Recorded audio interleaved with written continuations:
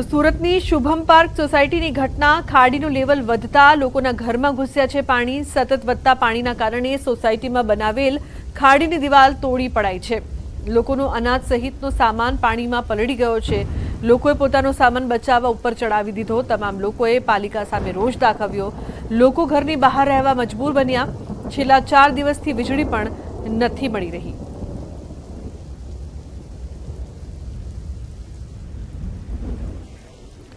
तो महत्वનું છે કે સુરતમાં તમામ વિસ્તાર પાણી છે। કારણ છે કે ખાડીનું લેવલ વધતા લોકોના ઘરમાં પાણી ઘૂસી રહ્યું છે, પરંતુ જે પ્રકારથી ખાડીનું લેવલ વધે છે તેને લઈને કોઈ કામગીરી કરવામાં નથી આવતી તેવું લોકો આક્ષેપ કરી રહ્યા છે।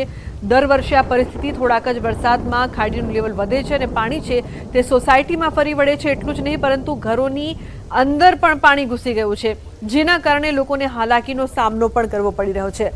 પરંતુ દર વર્ષે ખાડીની આ જે સમસ્યા છે તેનું નિરાકરણ કેમ નથી કરવામાં આવતું? હાલ શુભમ પાર્ક જે છે તેના દ્રશ્યો અત્યારે આપ જોઈ રહ્યા છો સુરતના, જ્યાં પાણી વધતા ઘરોમાં પાણી ઘૂસી ગયું છે। લોકોને પારાવાર મુશ્કેલીનો સામનો કરવો પડે છે।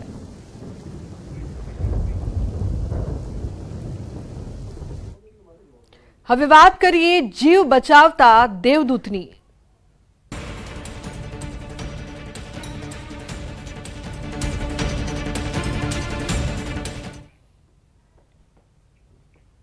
તો સુરત જિલ્લાનું બલેશ્વર ગામ પણ બેટમાં ફેરવાયું છે। અહીં પણ જ્યાં જુઓ ત્યાં પાણીએ પોતાનો અડ્ડો જમાવ્યો છે। રસ્તાઓ, ઘર અને શેરીઓ બધું જ જાણે પાણીમાં સમાઈ ગયું હતું। પાણીરૂપી આફત વચ્ચે લીંબડી ફળિયામાં 150 થી 200 જેટલા લોકો ફસાયા હતા, જેમની મદદે મહાનગરપાલિકાની ટીમ પહોંચી હતી અને તમામ લોકોનું બોટ દ્વારા રેસ્ક્યુ કરાયું હતું। આ તરફ લિંબાયત વિસ્તારમાં પણ પાણી વચ્ચે લોકો ફસાયા। નીચાણવાળા વિસ્તારોમાં ગળાડૂબ પાણીમાંથી નાના બાળકો સહિત મહિલાઓ, વડીલો અને યુવાનોનું રેસ્ક્યુ કરવામાં આવ્યું। પર્વત પાટિયા વિસ્તારમાં એક ગર્ભવતી મહિલાનું પણ રેસ્ક્યુ કરાયું। તો તારાજીથી ચારેકોર પાણી જ પાણી જોવા મળી રહ્યું છે। દ્રશ્યો આપ જોઈ શકો છો। બલેશ્વરમાં રેસ્ક્યુ, સિમોદરામાં રેસ્ક્યુ કરવામાં આવ્યું, ત્યારે તમામ લોકો ફસાયા છે જેમને બચાવવામાં આવ્યા। બીજી તરફ પાવાગઢની વાત કરીએ તો પાવાગઢ ડુંગર ઉપર વરસાદી માહોલ છે। ડુંગર ઉપર પવન સાથે ધોધમાર વરસાદને લઈને પગથિયા ઉપર પાણી વહેતા થયા છે। વરસાદી માહોલમાં કેટલાક ભક્તોએ વાતાવરણની મોજ સાથે દર્શન કર્યા અને કેટલાક ભક્તો વરસાદની તીવ્રતાને લઈને દુકાનોની છતનો આશરો લેતા જોવા મળ્યા।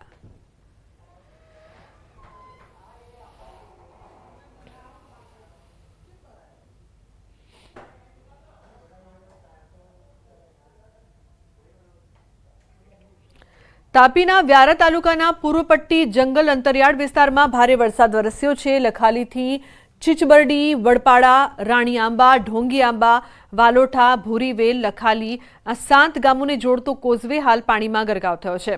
ધસમસતા પાણી આવતા 7 ગામો સંપર્ક વિહોણા બન્યા। આ કોઝવેની આગળ એક સરકારી ઉચ્ચતર માધ્યમિક શાળા અને સરકારી આરોગ્ય કેન્દ્ર આવેલું છે। પાણીના કારણે અહીંના મેડિકલ ઓફિસર, શિક્ષક, વિદ્યાર્થીઓ તેમજ ગ્રામજનો અને દર્દીઓને ભારે હાલાકીનો સામનો કરવો પડ્યો છે।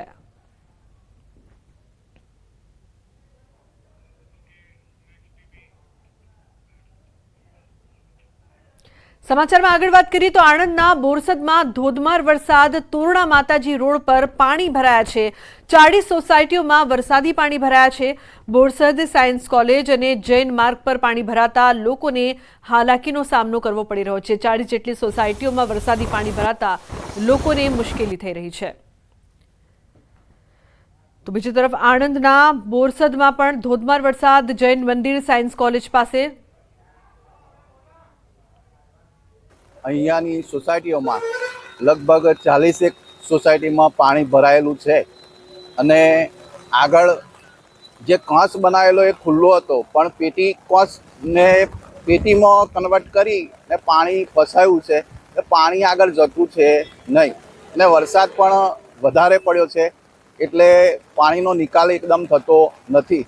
નગરપાલિકાના મેયરશ્રીને કહેવા માગું છું કે તાત્કાલિક ધોરણે કામ કરે। આણંદ જિલ્લાનું બોરસદ શહેર સવારે 9 વાગ્યાથી મેઘરાજા અહીંયા અવિરત વરસી રહ્યા છે। ચોક્કસ દ્રશ્યમાં બતાવવા માંગીશ કે આ બોરસદ શહેરનું આ જે સમગ્ર બધા વિસ્તારો છે, રાઠોડ ચોકડી અને પુનિત કોલોની, આ સર્વત્ર જળબંબાકારની સ્થિતિ સર્જાઈ છે। ચોક્કસ કહી શકાય કે બોરસદનું જે નગરપાલિકાનું તંત્ર હજી સુધી અહીંયા ફરક્યું નથી એવી સ્થાનિકોની લાગણી છે। ત્યારે એક વાત બહુ સ્પષ્ટ છે કે 12-12.5 ઇંચ વરસાદમાં સમગ્ર બોરસદ જળબંબાકાર થઈ ગયું છે। ઘણા બધા વિસ્તારોમાં ન્યૂઝ 18 ગુજરાતીએ અહીંયા સ્થાનિકો સાથે વાત કરી। તેમનું કહેવું છે કે વહીવટી તંત્ર જે નગરપાલિકાનું છે એ હજી સુધી તેમના વિસ્તારમાં ફરક્યું નથી। જનક જાગીરદાર, ન્યૂઝ 18 ગુજરાતી, બોરસદ। તો આણંદના બોરસદમાં ધોધમાર વરસાદ, જૈન મંદિર, સાયન્સ કોલેજ પાસે પાણી ભરાયા છે। કૃષ્ણનગર, બોરસદ, ગંજ બજારમાં પાણી ભરાયા છે। સ્થાનિકો વરસાદી પાણીમાં ચાલવા મજબૂર બન્યા છે। પાણી નિકાસના કાંસમાં વરસાદી પાણી ભરાયા છે। વરસાદ હજી યથાવત છે। બોરસદ પુનિત કોલોની, રાઠોડ ચોકડી, બોરસદ ચોકડી, શોપિંગ સેન્ટર, બોરસદ તોરણ માતાજી રોડ, સર્વત્ર પાણી પાણી। બોરસદ ગંજ પાસે દિવાલ પણ ધરાશાયી થઈ છે। તો આણંદ કલેક્ટર પ્રવીણ ચૌધરી અને બોરસદ ધારાસભ્ય રમણ સોલંકી બોરસદ પહોંચ્યા છે અને બોરસદનું નિરીક્ષણ કર્યું છે।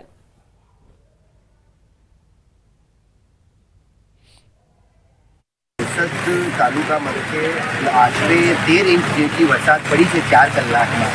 4 કલાકમાં 13 ઇંચ વરસાદ પડેથી ઘણા બધા વિસ્તારોમાં જે નીચાણના વિસ્તારો છે ત્યાં પાણી ભરાઈ ગયા છે અને આના લીધે અત્યારે SDRFની જે જિલ્લામાં એક ટીમ બોરસદમાં સ્ટેન્ડ બાય કરેલી છે અને અમુક નીચાણવાળા વિસ્તારમાંથી રેસ્ક્યુની કામગીરી પણ અત્યારે થઈ રહી છે। SDRFની ટીમની જરૂર પડી તો પણ તાત્કાલિક SDRFની ટીમ પણ આવી ગઈ છે અને કેટલાક લોકોને રેસ્ક્યુ કરવાના છે એ રેસ્ક્યુ પણ કરી રહ્યા છે।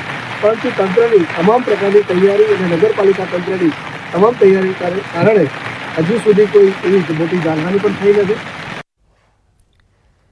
તો આણંદના બોરસદ તાલુકામાં સવારે 8 વાગ્યાથી બપોરે 2 વાગ્યા સુધીમાં 14 ઇંચ જેટલો વરસાદ ખાબક્યો। ભારે વરસાદથી ઠેર ઠેર પાણી ભરાયા હતા। આ વરસાદ પડતા જિલ્લા કલેક્ટર, બોરસદના ધારાસભ્ય નીચાણવાળા વિસ્તારોમાં દોડી આવ્યા હતા। નીચાણવાળા વિસ્તારોમાં ફસાયેલા કેટલાક લોકોનું રેસ્ક્યુ કરવામાં આવ્યું।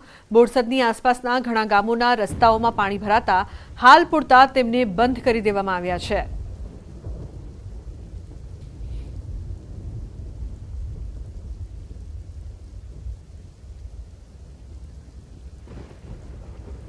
તો સૌરાષ્ટ્ર ઉપર મેઘરાજા મહેરબાન થયા છે।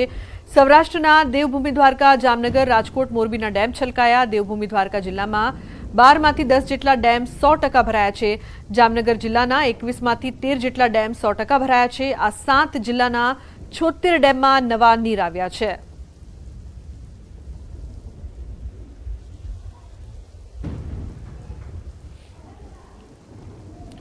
ગોંડલ શહેરમાં ગત મોડી રાત્રિથી મેઘરાજાનું આગમન થયું છે। વહેલી સવારે ધોધમાર વરસાદ ખાબક્યો હતો। શહેરના માંડવી ચોક ખાતે ભૂગર્ભ ગટરમાંથી વરસાદી પાણી બહાર આવ્યું હતું। વરસાદ વરસતા વાતાવરણમાં ઠંડક પ્રસરી। શહેરના રાજમાર્ગો પર વરસાદી પાણી ફરી વળ્યા હતા।